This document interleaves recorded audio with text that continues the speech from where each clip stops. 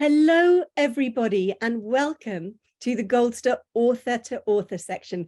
I am so thrilled tonight to have Adele Parks with me, one of Britain's best-selling authors. Adele, it's absolutely wonderful to see you here today. I've got a couple of your books here. In fact, I've got more, but these are the ones I've only got two hands. Now, you are a powerhouse of writing. You are such an inspiration to other authors. How many books have you written now?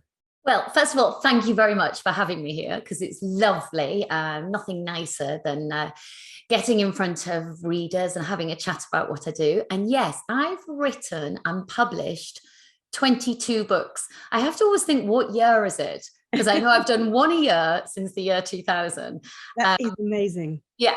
So that's a quick way of remembering it. My son's also 22-year-old. So you think, I mean, I've actually made it relatively easy for myself to remember all these statistics, and yet I sometimes get it wrong. But 22, the 23rd is actually written, and I'm currently writing the 24th. Oh, but wow. Out till 2024. So the 23rd is coming out when? Next summer. Right. So the 22nd, which is one of the ones you held up, came out in hardback. Yes, that one last secret. That came out in hardback in the summer, and on December the 8th it comes out in paperback. Actually, it's quite fun, and it's something some people are quite interested in. People are always interested in covers. That's the hardback cover. Yes. And that's the paperback cover. They've given her a different color. Similar, but yeah, similar, but not exactly the same. A little winter makeover, but a tricky thing to make over a girl in a bikini to try and sell in December, you know. But yes, absolutely. Well, I don't know, aren't we all dreaming of just being able to go onto a beach and, you know, have a wonderful time? I've already got a comment. I love a hardback. Excuse me. So yes, that's good to know, because hardbacks, I mean, they're great, but my goodness, this is heavy. So it's fantastic that you're able to do both. People are quite divided by it, and the same with Kindles and the same with audiobooks. I personally just think, goodness, if you're reading, that's fabulous by me. And by reading, I also do mean audibles, because I think the same. I love all of them, actually. I do love a good hardback when you really want to just like get into it. Paperback, great for going on the tube, and then I listen all the time to audiobooks. And Kindle, I mean, Kindle's amazing when you're traveling. So when you're on holiday, your books, I suppose, are real, you know, summer reads. So people, it's the same story, whatever format, is my view. Exactly. So you have written 22 books, and you have a 22-year-old child. So that means your first book was coming out just as you'd had a baby. Yes. Actually, he was the book came out at the beginning of the year, and he was born at the end of the year. So I sort of it was a funny story. I brought the book out and I thought, oh, well, that was a doddle. Not really understanding. So I came from, to give a little quick background, I came from advertising background. I did some, I looked after Europe, Middle East, Africa, and India's advertising in a management consultancy. So I worked horrendously long hours. So actually launching a book seemed relatively easy. And I remember I'd written book 2, and it was sort of about the March, April time. And I'd written book 2, and I'd no, it must have been February time, and then I finished book 2 by April, and then thought, oh, I'll have a baby, because that'll fill some time. And then by the time the baby came out, and then the next year when book 2 came out, and the baby was about 6 weeks old at that point, I realized it wasn't such a doddle, and it was quite difficult. And I mean, I laugh now whenever I go into the Waterstones Piccadilly. I'm sorry, this is possibly a little graphic because it's quite early on in the conversation, but bear with. I remember my boobs just aching like mad, and I had to rush off to do a TV show with Esther Ransom, and I did this filming, and I thought it'd gone very well, and she said, oh no, we'll just do it again. Do you want to nip to wardrobe? And it turned out I had a Oh no. Yeah, we all know. Anyone who's a parent knows what I had. And they had to find me a dark jacket. Oh, you poor thing. It was awful. It was really embarrassing. And the baby was squealing in the background. We had to stop to feed him and all the rest of it. But anyway, we've managed, and he's 22, and there's 22 books, and they've all been in top 10. And a number of them have been #1 bestsellers. So actually, I've somehow, it's all come together. I can't complain. Well, that is an incredible track record, and it's absolutely wonderful to have somebody who's who loves what they do as well, as much as you obviously do, and feel so passionate about it. Tell us a little bit about how you realized you had that first novel that wanted to be written, and how easy is it to keep coming up with ideas? Have you set yourself once a year, or? Yeah, I mean, I do once a year because I like working and I can work at that pace with no problem. I first wanted to become a writer. Well, it was first suggested to me by a librarian when I was about 7 years old. So I'm the younger sister of two. And so my sister was in juniors when I was an infant. She was in secondary school by the time I got to juniors. So she always sort of had 30-minute longer day than I did. So I was always told to wait in the library for her and my mum to pick me up. So I waited in the little local library and read an awful lot. And it was a librarian who became quite fond of me, I suppose, one day said to me, do you think one day you might be an author, Adele? And I was only about 7 and I didn't know the word author, and I was really cross with myself because I did think I was quite reedy, and I thought I had a reasonable vocabulary at that age. Not that I would have had that conscious thought, but I remember the embarrassment. And I said to her, I don't know what an author is. And she said, oh, hold on a minute. And actually I'll show you because I can reenact. Off and brought back an Enid Blyton. And in this shelf here is all my childhood books. And so I pulled at random, but you'll see there that Enid Blyton used to sort of sign her name on books, and she still does. And she said to me, you see, that's a lady who's sitting at home writing these books for you. And honestly, for years, I actually thought Enid Blyton was literally writing books for me. So it was a bit of a blow to find out that wasn't quite the case. But it was also the first time I really understood that somebody was making up a story and then a book could be produced. Because obviously at 7, you probably don't question. Books are just there. You don't question where they come from. You don't question where TV shows come from. They're just there.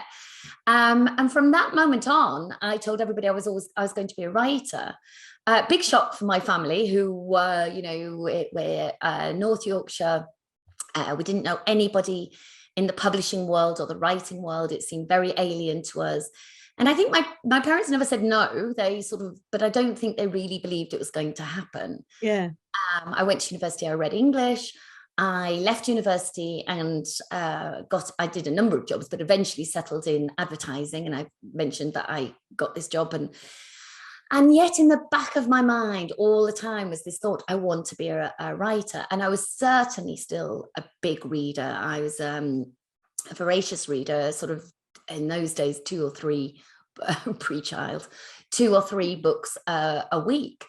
And well, actually, it's quite a sad story, but we lost, in my late 20s, we lost a number of very close family members and also friends, very young friends, some of them, and in a short period of time. And I remember getting a wake-up call probably a lot earlier than most people do, that you get one life and don't put things off. So I set myself the target of writing my first novel by my 30th birthday, kept the day job going, and wrote 3 hours 3 times a week and 5 hours on a Saturday or a Sunday. It's my first tip, actually, if anybody out there is wanting to become a writer. You have to take yourself seriously for other people to take you seriously. Really good advice. Right, honestly, it's so once the only thing that stops you being a writer is yourself, really, because it's not as though you need to train. I mean, I didn't train. I didn't go to any. Obviously, I did a degree in English, but other than that, and you don't have to do a degree in English. You don't have to do a degree. You just have to live, and then put your thoughts down. And I did. I wrote my book on the eve, and then on the eve of my 30th birthday, I left it at an agent who I just researched. Second tip coming. I researched him from a book called The Writers and Artists Handbook, which is published every year, still is. And it's a comprehensive listing of all the agents, kind of books they represent, kind of authors they represent, how you ought to approach them, if you want to approach them. And I just picked one from that, somebody who represented people that were writing the genre I was interested in writing in.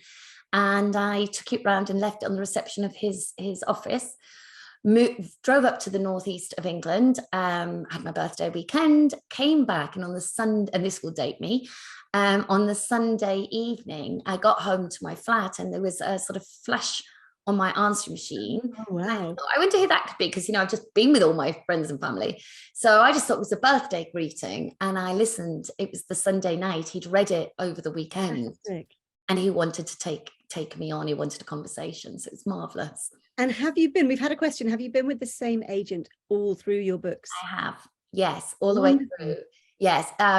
He's actually now, he runs Curtis Brown, which is the oldest agency. And so he doesn't do day-to-day with any of my front list now. His agency still looks after my back list.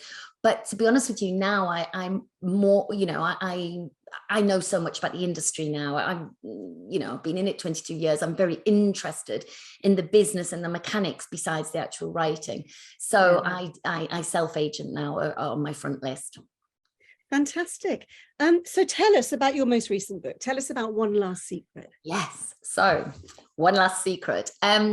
Okay, prepare to be shocked, people, because my protagonist is a little different, I feel, to most of the protagonists you might have come across, in so much as she is, I'm just getting out there very early on in our conversation, she's a sex worker, or a little bit more refined way to put it perhaps is a lady of negotiable affection, which I think is a really fun phrase. She's a high-end escort, and it's very dangerous, quite dreadful work, obviously. I don't think anybody would choose it if they had a lot of choices in life. When we meet her at the beginning of the book, and it's narrated from her viewpoint, when we meet her at the beginning of the book, she's aware she's just had an incredibly awful run-in with one of her clients, and she's aware it's too dangerous and needs to get out of this profession. And she actually is in a relationship with somebody who truly loves her, and she accepts a marriage proposal. All well and good, but that happens very early on in the book. And obviously that would be a short book if it was simply a happily ever after. It's not, it's a psychological thriller. So she accepts the proposal on the grounds that she will never take another job. Absolutely won't take another job. And then he goes off on a business trip, and she is offered a very lucrative job from an existing client. And he says, look, we can just go as friends. You just have to pretend to be my girlfriend in public, because I want to appear as though I have a girlfriend, but there's no sex involved. And she takes the job, even though to the letter of the law, she's breaking her promise to her fiance. The job happens to be in the south of France, which is wonderful to visit emotionally, mentally, as a flight of fantasy. But as soon as she arrives in this beautiful chateau in south of France that's very remote, she realizes that nothing is what it seems. And when she meets the guests that are gathered there, it's blatantly apparent that she is not going to be able to leave her past behind her. Mm-hmm. And she and many of her clients ooze secrets. I won't tell you anymore, because really that don't give away too many spoilers, but I mean, it already sounds fabulous. And we've got here a comment: lady of negotiable affection is hilarious. I love it. You do quite a lot of research, don't you, for your books? So did you talk to sex workers to do this? I did, because I've written other books about, people with dealing with family members with Alzheimer's, or maybe alcoholics, or less dramatically, if I'm writing a character and she's a teacher, I would go and talk to a teacher or a nurse or a doctor. Mm-hmm. If I'm doing police procedure, I talk to police people.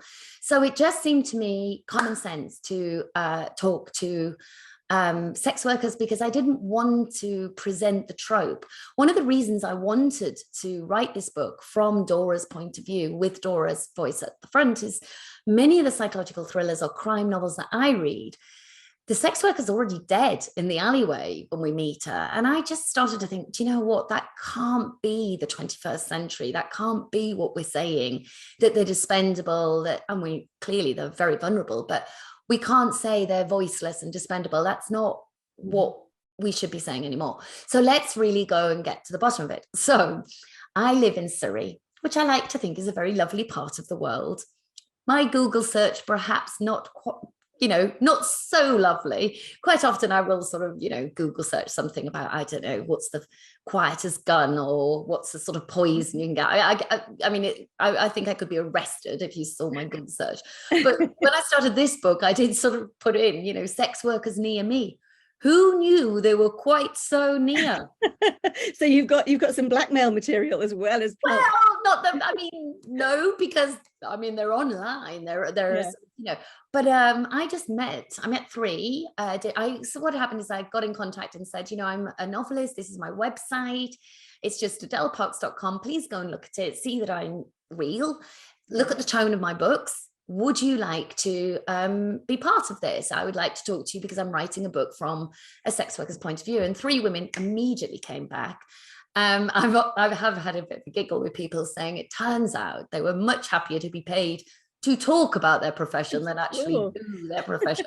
No surprises. Yes. But it was funny because I just met them in Guildford at the coffee shop that I kind of usually have coffees with the school gate mums at. So, you know, very different vibe. Three very interesting women, different in some ways, similar in others. Yes, and I think it massively helped. I needed to understand the procedure, the safety, the risks, the reality of it. And whilst the book isn't particularly explicit because, you know, we're at the end of her career, so we're not going through job after job after job. I don't think many people would really want to see that. I did want to see what the consequences might be of being in this role. And I was able to glean a lot of that, partly from what they weren't telling me, because I'm quite a good people reader. So partly from what they weren't telling me and partly from the things they did tell me. Yeah. And I mean, another one of yours that I read was Just My Luck. And you'd researched that obviously quite carefully with what it would be like to win the lottery. Tell us a little bit about that book. That was so really intriguing to write. Yeah, that had a lovely moment of conception because a friend of mine happens to be the financial director at Camelot.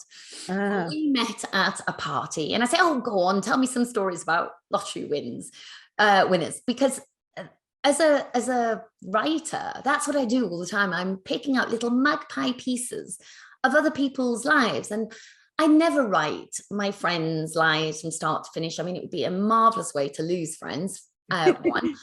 Two, my friends are still in the middle of their lives, and our real lives are quite messy. They don't have a neat beginning, middle, and end, which is what you need in a novel. Yeah. But I do get ideas from sort of what if moments. And I thought, oh, I'll get him to chat to me about these, you know, these stories, and there might be a what if moment in it.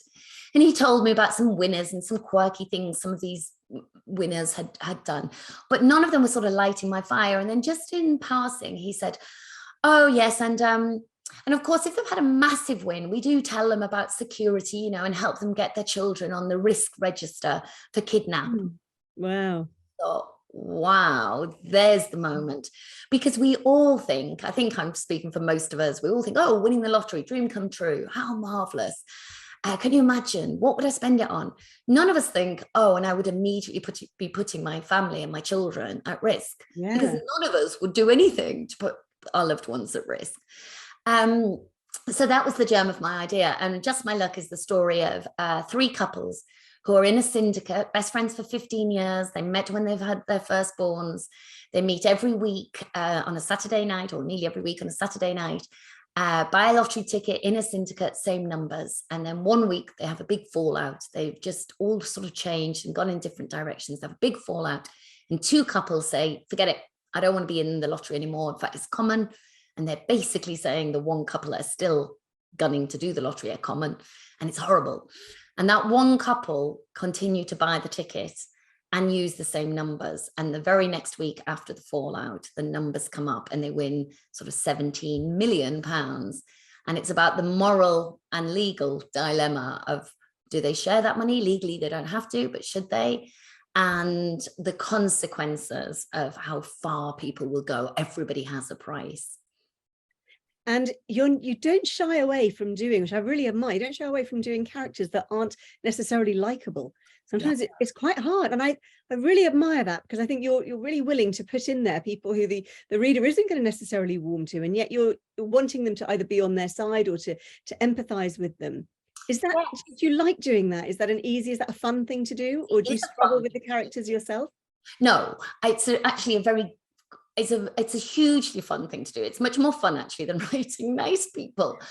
Um, and I think they're attractive to read because I think most of us like to think we are quite nice people. Some of us possibly no, we're not, but I think most of us are quite nice people, and that's possibly not so exciting because it's quite well known.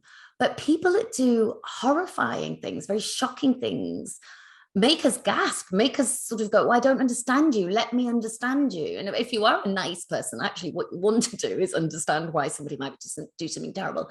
So in fact, naughty characters, devilish characters, wrong characters are fun to write. But also I write them because however nice I consider myself to be, or however nice any one of us consider ourselves to be, A, I'm flawed. I know I am. I'm human. But B, I don't like everybody. Sorry. That's not, no.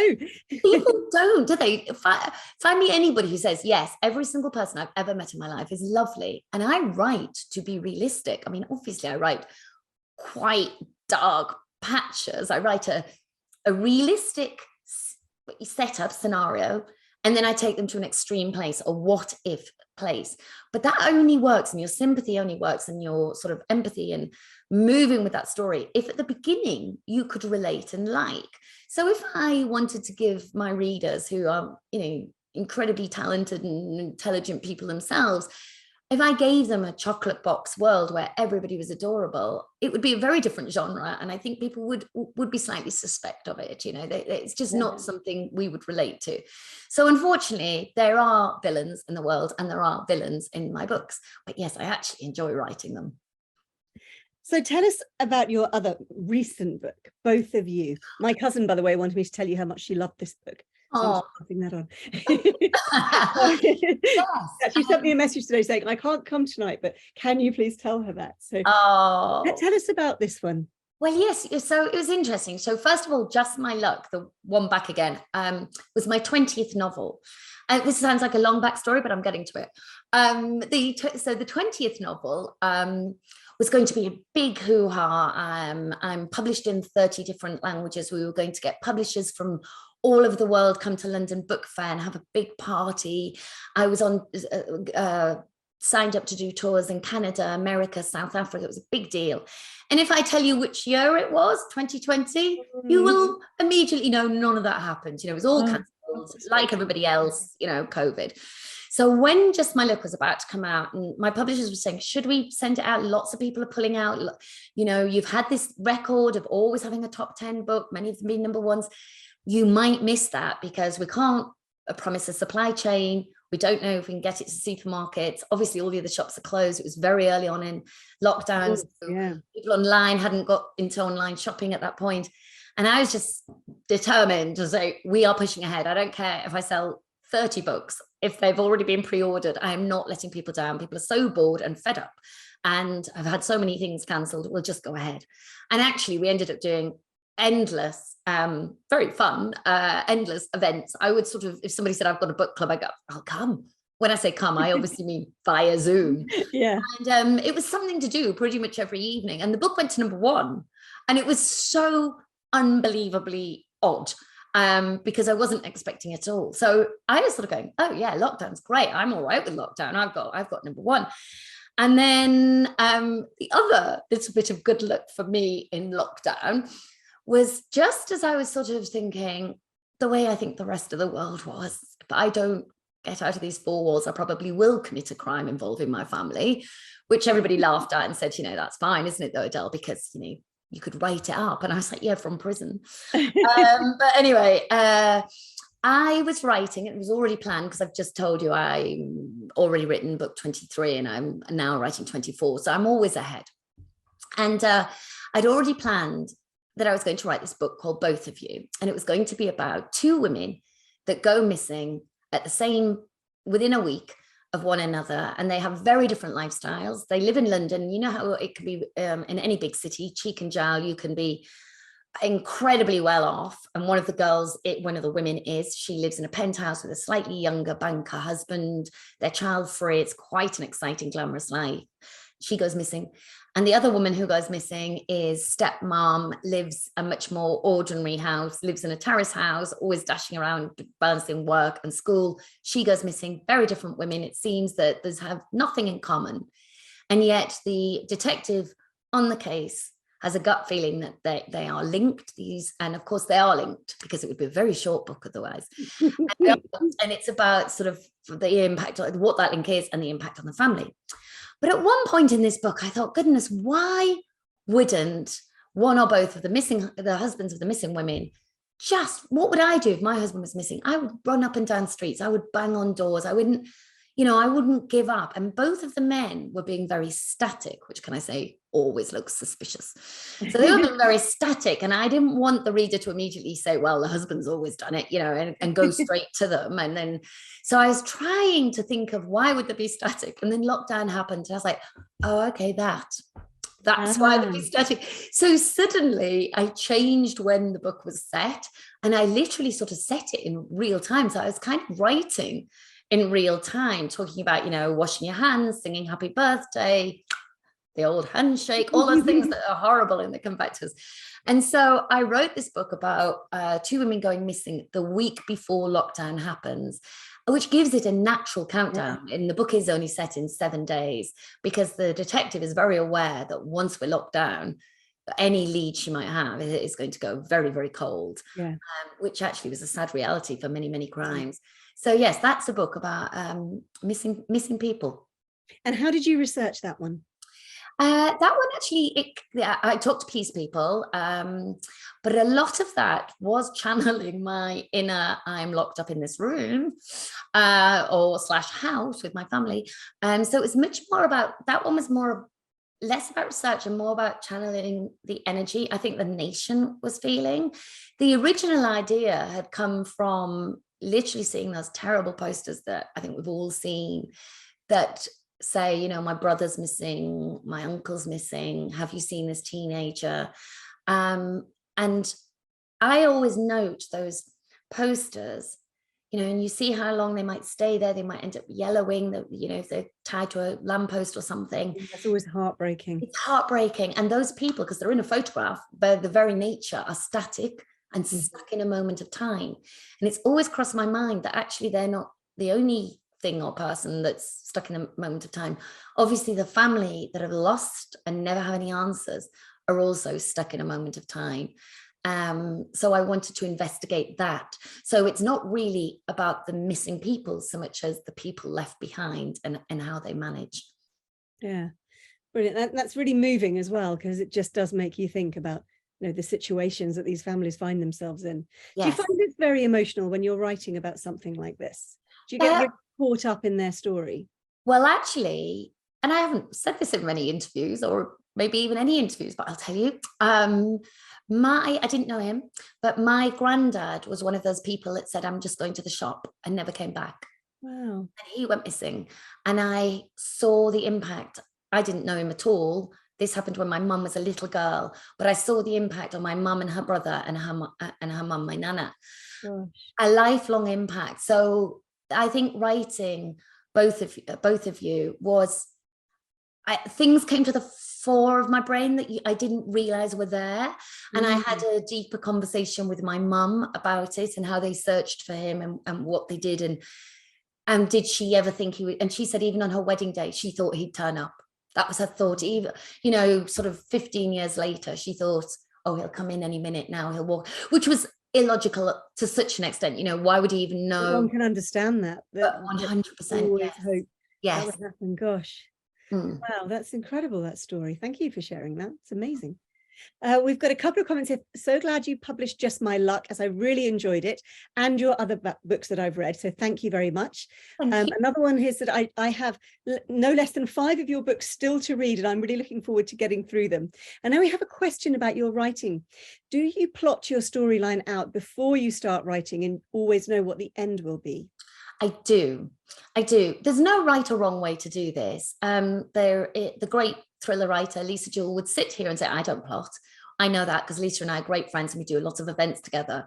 And we're actually quite fun because we're such a contrast on how we approach our work. Yet we've both had 20 plus years of careers, and we write in the same genre, etc. So there's no right or wrong. But for me, I always think every single word works harder if you know where it's going.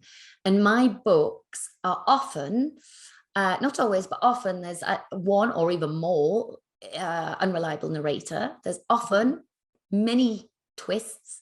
And for those twists to seem at the end, for the reader to not feel cheated and think, oh, you just flung, you know, that was just flung in, I don't trust that author anymore. The reader has to think, of course, every single word led me to that. And actually, they ought to perhaps guess a couple of them along the way. They might not guess all of them. Don't mind. Don't mind if you do guess all of them. Don't mind if you don't guess any. Don't mind if you guess some. But whatever happens when they are revealed, what I do mind is that you believe in them, and that it's not a ludicrous, oh, suddenly he did it and he's never been mentioned before and he's just a character that's been brought on for convenience because the writers painted themselves into a corner or got themselves into a knot, whichever. You can always tell that as well. It's deeply frustrating when you think, oh, come on, why didn't the editor at least pick that up? It's your job, you know, it's really wrong. So yes, so I plot so that that doesn't happen. But I think possibly my strength isn't in plotting to get me through. My strength possibly is in my characterization, because I have a little tip, a little trick that I do with my 2 or 3 of my main characters in every book, which is before I start writing, I have a sort of 2-3 month period where a number of ideas might be moving around my head, and I examine them and cross-examine them and see if they really are an entire novel. It might just be a novella, there might be a short story, they might not work at all. And part of that is, well, who would this happen to? I know what's going to happen. Who would it happen to? And I start to interview in my head my characters. And I have a sort of a document with about 200 questions now that I might ask my characters. And some of those are very obvious, you know, name, age, nationality, sexuality, might have, you know, how many children have you got? Have you got children? Where are you in the family pecking order? Do you have parents alive? Were you, you know, are you a favored child, or are you the child that they didn't like? You know, there'll be some of those questions. But then there's some other questions I ask my characters, and they might be something like, what's the moment you're most proud of? What's the moment you're most ashamed of?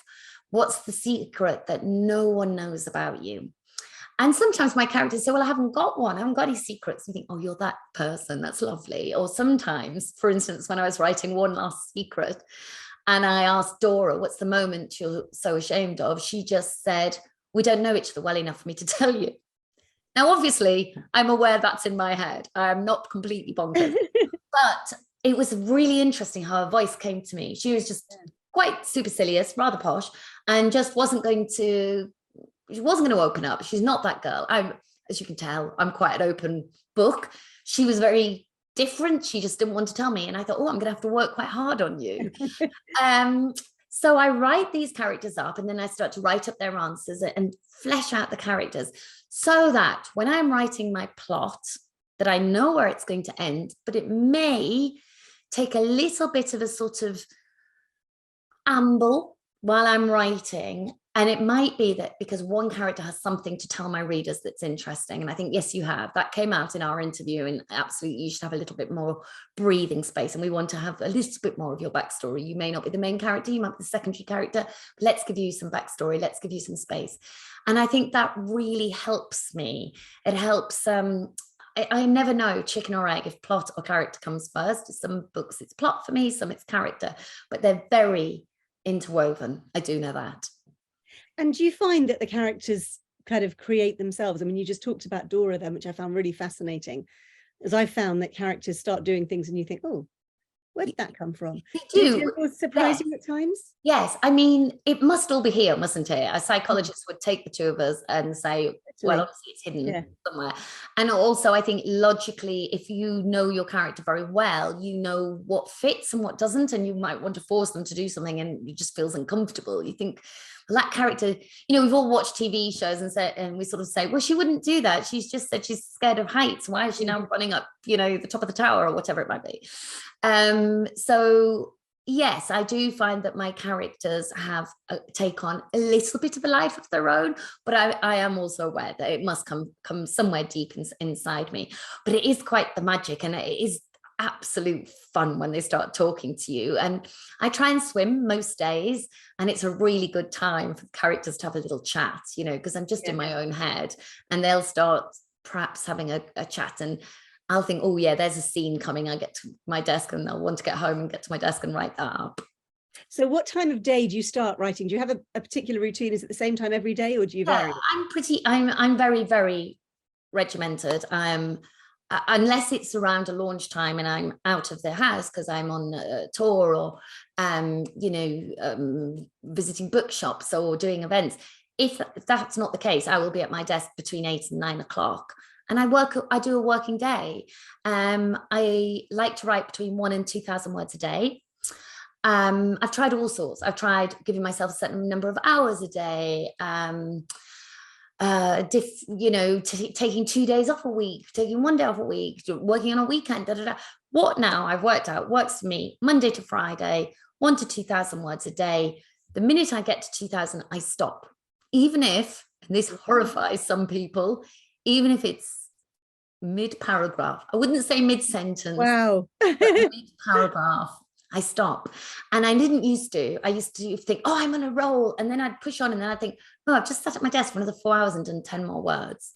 Oh, yes. No, because you might be on a roll, but I found my natural exhaustion point is literally probably 1,000, on good days, 2,000 words. And then I stop. And actually, by stopping mid-paragraph or certainly mid-chapter, it gives me the impetus the next day to think, then what happens? And that's really good fun. And it makes me excited about, coming back to my desk, back to my page. And yes, there's nothing more scary than staring at a blank page. So I don't understand why more writers don't do it, because if you always end at the end of a chapter, the next day you have to reread some of the last chapter, kind of get going again. Very good point. So great tip for all of you Goldster people out there who are writing your books at the moment. We've got a question here. Before you began writing, which author influenced you the most? Well, actually, in terms, there are many answers to that. In terms of structure of a novel or tone, I would say quite sort of a high punch, I'm going to give it now.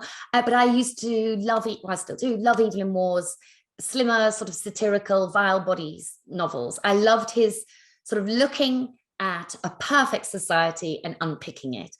Brilliant. Early novels, Playing Away, Game Over, were about glossy surface lives, sort of the 21st century equivalent of socialites, and unpicking them, these beautiful people, these beautiful women, and what they were actually up to. So I think there was a little bit of that. But in terms of sort of favorite writer I grew up with, I would have to say Jane Austen. Again, I suppose, picking away quite satirically under a sort of very pleasant guise.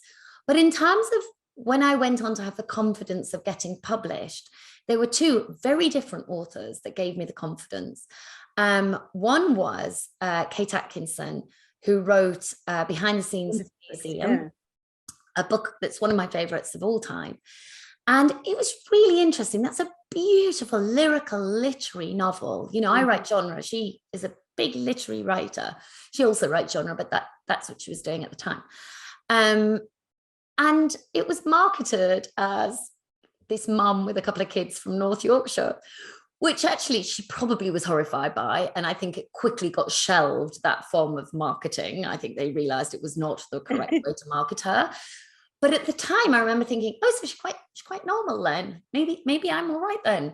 Because before that, I had assumed writers were the Evelyn Waughs, the Jane Austen, so people in history and in upper echelons of society, of which, I'm very present, and I'm certainly not in an upper echelon of society, and I definitely wasn't then. Although now I do have an MBE, I kind of might be. Yes, very exciting. Yeah, come to that. But the other one was Kate Atkinson, and the other one, for the exact same reason, was Marion Keyes, who wrote a book called Rachel's Holiday, which just had this joyful Irish voice all the way through, that I remember reading and thinking, well, so you can just put your accent in there then, and you can be you, and that will be okay, and that'll be laugh out loud, and people will want to read it. Because actually, whilst I do write psychological thrillers. There are very funny moments in my books. I do actually try and, well, I think I'm funny. I hope I'm funny. I try and be funny. Yes, I agree. I hope. I think that was partly that the attraction of Marion's books. So yeah, it's quite a range. Evelyn Waugh to Marion Keyes. Yeah, excellent. But isn't that wonderful? Because that's the great thing about reading is, you know, there shouldn't be the snobbishness about it that there is. You know, if you like reading and you like a book, we've had romance authors on who say they get so frustrated by the snobbishness around it, and crime writers who say the same. Yes. And yet they're incredibly successful genres. So I have written in both those genres, so I can be honest. I think there's more prejudice against romance writers. So I set off with romance writing, well, sort of. Some people call it romantic comedy. I always sort of said it was like satirical romances, but anyway, whatever. I think that was a lot harder, sort of getting reviews and that sort of thing. I think it's a little easier with psychological thrillers, and obviously it opens the market because it's a much more male and female, more male readers feel comfortable reading me. But it's still, there is a snobbery, which we actually don't have in anything else. We don't have that about cinema. You know, people are quite comfortable going and watching a Marvel film one week and an art house film another week. I know I'm that person, very happy to do that. So, and I know I'm not alone in that, but and you know, the Oscars celebrate that kind of, here's a genre, you know, here's a musical, musicals are great. Here's a blockbuster, they're great. Here's an art house film, they're great, but we don't do quite the same thing. We're getting better at it. When we're talking about genre, let me ask you, because I know this is your absolute bugbear, talking about chick lit.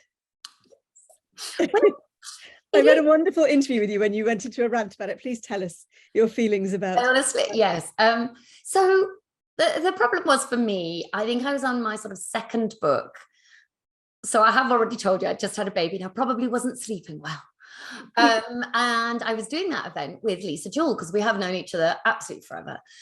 And we were in a library, and I think this put her off, actually. I don't know how many library events she did afterwards, but because she, bless her heart, fielded the question. Somebody asked, how do you feel about being chick lit writers? And I thought, I don't actually know what a chick lit writer is. So luckily she took the question, and she did say, oh, what's a chick lit writer? And it was a chap, and he said, well, you know, it's a book about single woman running around drinking Chardonnay and looking for men. And so I just kind of shrugged and went, oh, I don't write those books. And I wasn't even being sort of sarcastic or anything. I'd only written books about women in relationships. They weren't looking for men. They usually had more than one on the go anyway.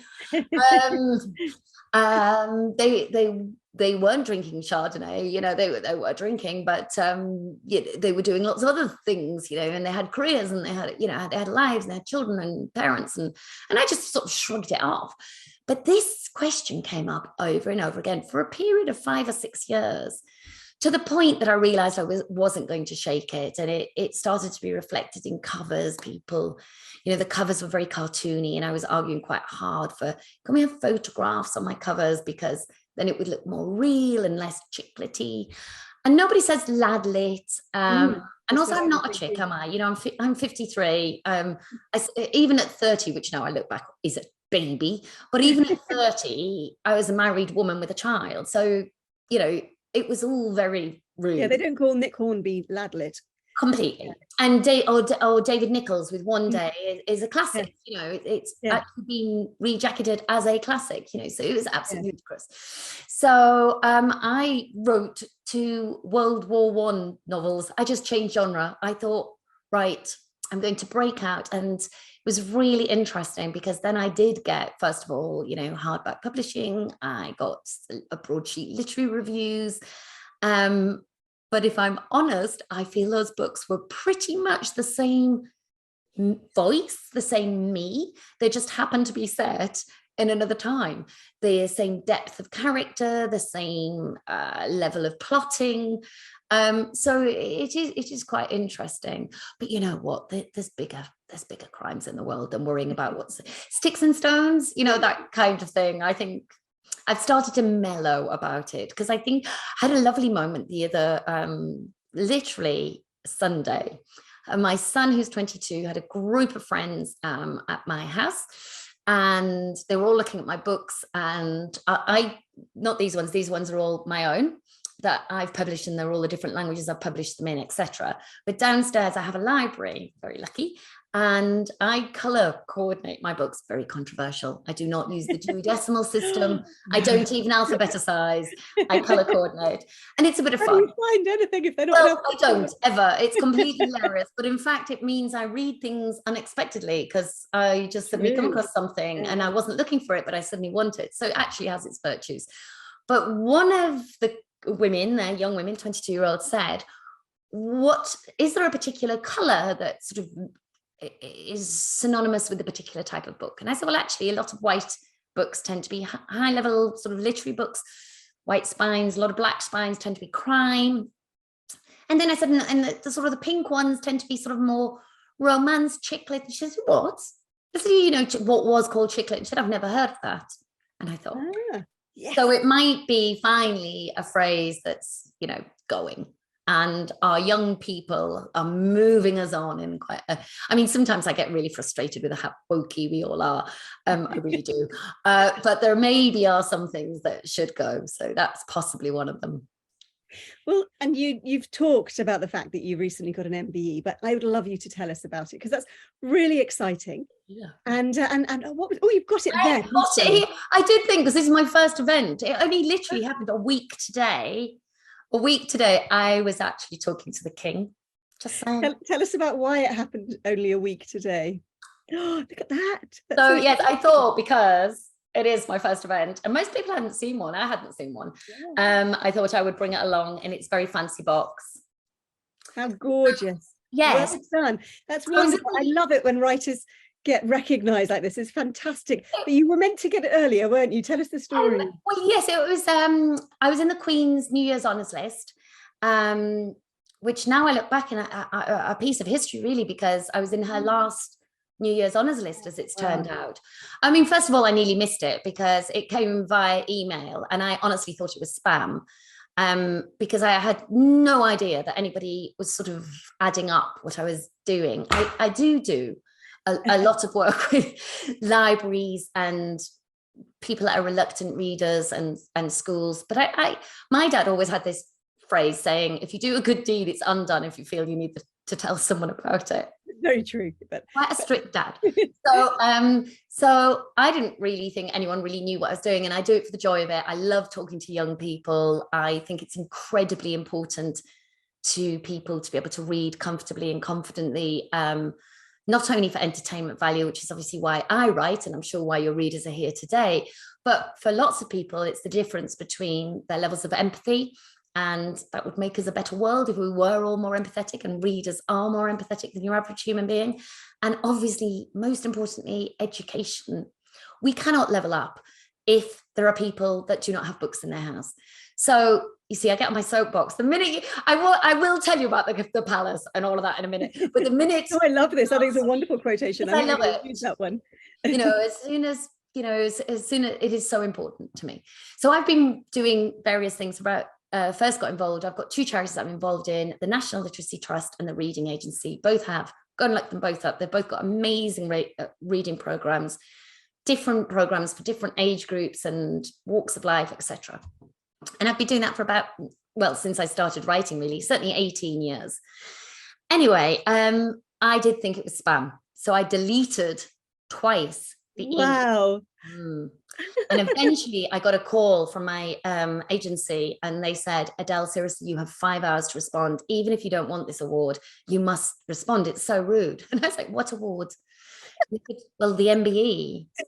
Couldn't believe it. So we're like, of course I want it. Why have I only got 5 hours? Email. I mean, you think you'd get a kind of, you know, wax sealed carrier pigeon. I want to carry a pigeon with a, as you say, a scroll and a wax. That's hilarious. Yeah, but no, it was an email. Perhaps they didn't have my home address. I don't know, because I suspect, you know, a lot of the libraries and things that I worked with, I don't know who nominated me. So, and I've asked so many people, but a lot of the libraries I work with they'd only have my email. So when they were putting me forward, they wouldn't have my home address. And, you know, you don't know, it's all secret. And then they have to go out and kind of check it's true, check that, it's just not your best mate putting you forward. And so they sort of send out to dozens and dozens of people to see if they can collaborate that I actually am doing something. So I have no idea who got involved, but obviously people without my home address. So yes, I nearly missed it. But anyway, I got it. So I was listed on January the 1st.